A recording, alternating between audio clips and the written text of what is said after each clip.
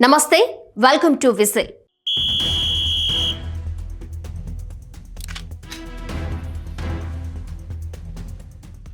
వసుదైక కుటుంబంలో విద్వేషపు విషబీజాలు అనే భావన ఈ రోజుల్లో మనిషి మనసులో మెల్లగా పాతుకుపోతోంది. ఒకప్పుడు ఐక్యతకు ప్రతీకగా నిలిచిన మన దేశం ఇప్పుడు అనుమానాలు, ద్వేషాల మధ్య చీలిపోతోంది. కులం, మతం, జాతి, భాష పేర్లతో చిచ్చు రాజేసి మానవత్వాన్ని మరిచే దిశగా నడుస్తోంది. విద్వేషపు విషబీజాలు వేరు బలపడితే శాంతి అనే వృక్షం వాడిపోవడం తప్పదు. శ్రీ కుమార్ ఎడిట్ పేజ్ నుంచి ఈ వీడియో లాగ్. వసుదైక కుటుంబ సారాన్ని కాపాడాలంటే ముందుగా మన ఆలోచనల్లోనే మార్పు రావాలి. కొత్త సంవత్సరం ప్రవేశించి పట్టుమని 2 నెలలు కూడా కాలేదు. ప్రజల జీవితాల్లో మానవత్వం ఏదీ లేకపోగా మానవత్వం మంటగలుస్తున్న ఘటనలు కోకొల్లలు. ఇవి యాదృచ్ఛికమా లేక ఒక పథకం ప్రకారం జరుగుతున్నాయా అనేది నిజంగా అధ్యయనం చేయవలసిన విషయాలు. సంఘటనలన్నీ బీజేపీ పాలిత రాష్ట్రాలలోనో ఇంకా బీజేపీ అనుబంధ సంస్థల వల్ల జరగడం బట్టి ఇవి ప్రేరేపిత చర్యలుగానే భావించాల్సి వస్తోంది. కానీ ఇది దేశ సమగ్రతను, ఇంతకాలంగా దేశంలో అంతర్లీనంగా ఉన్న ఏకత్వ భావనను దెబ్బతీస్తుంది. ఒక రకంగా సమాజ విచ్ఛిన్నం జరుగుతున్నట్లుగా కనిపిస్తుంది. ఉత్తరాఖండ్ రాష్ట్రంలో కొన్ని దశాబ్దాలుగా స్కూల్ విద్యార్థుల యూనిఫామ్స్ అమ్ముకుంటున్న ఒక 70 ఏళ్ల అహ్మద్ అనే వ్యక్తి నడుపుతున్న దుకాణం పేరు బాబా క్లాత్ స్టోర్స్. యావత్ దేశం గణతంత్ర దినోత్సవ వేడుకల్లో ఉన్న సమయాన ఒక మూక ఆ దుకాణంపై దాడి చేసి ఆ పేరు మార్చాలని బెదిరించింది. బాబా అనే పేరు ముస్లింలు వాడకూడదని వారి వాదన. నిస్సహాయంగా ఉన్న ఆ వ్యక్తికి ఎదురుగా జిమ్ నడుపుతున్న దీపక్ అనే వ్యక్తి ఆ మూకను అడ్డగించి దుకాణానికి అండగా నిలబడ్డాడు. తెలంగాణలో జరిగిన ఆదివాసీ పండుగ మేడారం, సమ్మక్క సారక్క జాతరలు కర్నూలు జిల్లా వెలుగొండ నుంచి వచ్చిన వ్యాపారి ఒకరు కోవా బన్ అమ్ముతున్నాడు. ఒక యూట్యూబర్ వచ్చి ఎక్స్పైరీ డేట్ ఉందా అని, అది ఎలా తయారు చేస్తారని, ఎంత గిట్టుబాటు అవుతుందని అడిగాడు.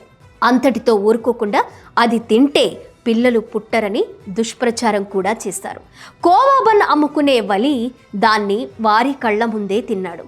ఒక చిరు వ్యాపారిపై ఒక యూట్యూబ్ ఛానల్ వివక్షతతో చేసిన విష ప్రచారంతో అతడి పొట్ట కొట్టింది. జాతర మొదట్లోనే తిరుగుముఖం పట్టిన వలీకి బయట సమాజం నుంచి ఎంతో మద్దతు లభించింది. హిందూ జాతరలో ముస్లింలు స్టాల్ పెట్టుకోకూడదా? ఇక్కడ ఉదయించే ప్రశ్న అదే. జనవరి 4న ఒడిశా రాష్ట్రంలో కాంధమాల్ జిల్లా పజ్రంగ్ గ్రామంలో జరిగిన సంఘటన మన లౌకికవాదానికి మచ్చ తెచ్చేది, మనలోని మానవత్వాన్ని ప్రశ్నించేది. ఆ గ్రామంలో పాస్టర్గా పనిచేస్తున్న బిపిన్ బిహారీ నాయక్ పై 20 మంది దుండగులు దాడి చేశారు. కాళ్లతో తన్ని ముఖంపై సింధూరం పూశారు. హిందువులను క్రిస్టియన్లుగా మత మార్పిడులు చేస్తున్నాడన్న ఆరోపణలపై ప్రార్థన చేస్తున్న అతడిని బయటికి లాగి మెడలో చెప్పుల దండ వేసి ఆ గ్రామ వీధుల్లో తిప్పారు. చివరికి అతనితో జుకుత్స కలిగించే రీతిలో ఆవు పేడ తినిపించి ఆ పేడ కలిపిన నీరు తాగించడం అమానుషత్వానికి పరాకాష్ట. స్థానిక పోలీసులు మొదట కనీసం ఫిర్యాదు కూడా స్వీకరించలేదు. అతడి చేత అద్దె ఇల్లు కూడా ఖాళీ చేయించారు. అతనితో జై శ్రీరామ్ అని బలవంతంగా అనిపించారు. ఒక వ్యక్తి ఆత్మగౌరవానికి, విశ్వాసాలకు విరుద్ధంగా అతని రాజ్యాంగ హక్కులను కాలరాస్తూ దాడులకు పాల్పడడం అనైతికం. ఒడిశా నేడు బీజేపీ పాలనలో ఉండడం కూడా గమనార్హం.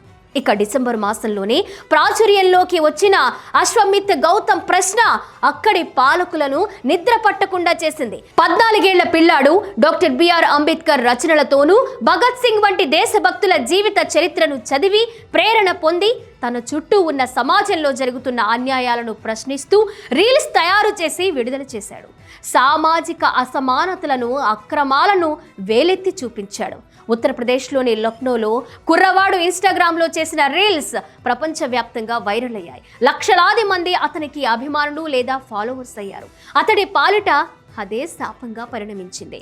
అంత పెద్ద రాష్ట్ర ప్రభుత్వ యంత్రాంగం ఒక పిల్లవాడు వేస్తున్న ప్రశ్నలకు ఓడిపోయింది. అతడి వయసు అరెస్టుకు సరిపోక అతడి అన్నను అరెస్ట్ చేసింది అక్కడి ప్రభుత్వం. ప్రశ్నించడాన్ని తట్టుకోలేని యోగి ప్రభుత్వం జవాబు చెప్పలేక, తప్పులు సరిదిద్దుకోలేక సతమతమైపోయింది. అతనిపై ఎఫ్ఐఆర్ కూడా నమోదు చేయడం సభ్య సమాజం మూకుమ్మడిగా ఖండించింది. డిసెంబర్ 9న 24 ఏళ్ల ఏంజెల్ చెక్మా అనే త్రిపురకు చెందిన MBA విద్యార్థి ఉత్తరాఖండ్లోని డెహ్రాడూన్లో తన సోదరుడితో పాటుగా షాపింగ్ చేస్తుండగా కొందరు అగంతకులు అతనిపై కత్తులతో ఇనుపరాడ్లతో దాడి చేశారు. తీవ్రంగా గాయాలతో 16 రోజుల పాటు ఆసుపత్రిలో పోరాడి చివరకు మృత్యువుకు లొంగిపోయాడు. చనిపోయే ముందు అతడి చివరి మాటలు, నేను చైనీయుడిని కాను, భారతీయుడిని అని పదే పదే పలువరించాడని తెలిసింది. అతడి రూపురేఖలను బట్టి, వేషభాషలను బట్టి అతడిని చైనీయుడిగా భావించిన మూక అతడిపై దాడికి దిగింది. ఒక పక్క చైనాతో సత్సంబంధాలు కొనసాగిస్తున్నామన్న భారతదేశం విదేశీ విధానానికి విరుద్ధంగా బీజేపీ పాలిత రాష్ట్రంలో చైనీయుడని భావించిన ఒక విద్యార్థిపై అనాగరికంగా, అమానుషంగా దాడి జరిగింది. భారతదేశం భిన్నత్వంలో ఏకత్వానికి ప్రతీక అని సగర్వంగా చెప్పుకుంటున్నాం. కుల, మత, భాష, ఆహారం, ప్రాంతీయ భేదాలకు అతీతంగా అందరూ భారతీయులం అనే ఒక సూత్రం ప్రజల మనసుల్లో ఇంతకాలంగా ఉంది. వివక్ష, విద్వేషాలకు అతీతమైన జాతి ఇది. కేవలం రాజకీయ లబ్ధి కోసమో లేక తాత్కాలిక ప్రయోజనాల కోసం కొన్ని శక్తులు ఈ విధమైన విద్వేష బీజాలు నాటితే అవి విషవృక్షాలుగా వృద్ధి చెందే ప్రమాదం ఉంది. అవి దేశ సమగ్రతకు, సమైక్యతకు భంగం కలిగించే విషయాలు. వాటిని మొగ్గ దశలోనే తుంచివేయాలి. ప్రతి పౌరుడు నిత్యం తమ గుర్తింపు కార్డులు మెడలో వేసుకుని తిరగాల? రంగు, రూపు చూసి వ్యక్తులను గుర్తిస్తే అది సభ్య సమాజం సిగ్గుతో తలదించుకోవాల్సిన పరిస్థితిగానే భావించాలి. పరమత సహనం క్రమంగా క్షీణిస్తోంది.